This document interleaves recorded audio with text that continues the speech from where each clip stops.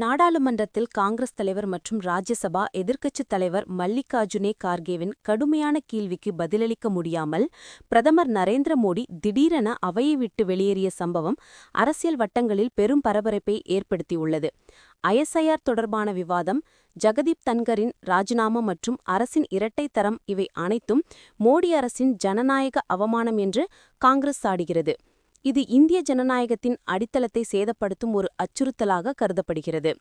வாக்காளர் பட்டியல்களை தீவிரமாக திருத்தும் செயல்முறை தொடர்பான உடனடி விவாதத்தை கூறிய கார்கே, ஐஎஸ்ஐஆர் காரணமாக 28 பூத் லெவல் அதிகாரிகள் இறந்து உள்ளனர், மக்களும் இறக்கிறார்கள், ஆனால் அரசு விவாதிக்க மறுக்கிறது, இது ஜனநாயக அவமானம் என்று கத்தினார். டிசம்பர் 9, 10க்கு தள்ளி உள்ளோம் என்று பதிலளித்தபோது கார்கே உடனடி விவாதம் தேவை, ரிஜிஜு தவிர்த்துக் கொள்கிறார் என்று எதிர்த்தார்.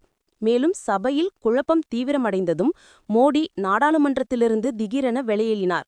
இது பயத்தின் உச்சம் என்று ராகுல் காந்தி, பிரியங்கா காந்தி, சோனியா காந்தி உள்ளிட்டோர் கண்டித்தனர்.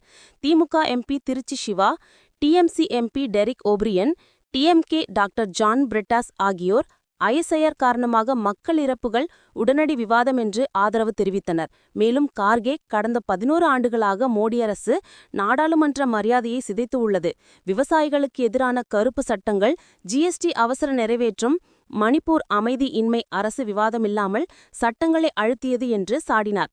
அரசு உள்ளே விவாதமில்லாமல் வெளியே பிரச்சாரம் செய்கிறது, இது ஜனநாயகத்தின் திருட்டு என்று அவர் கூறினார்.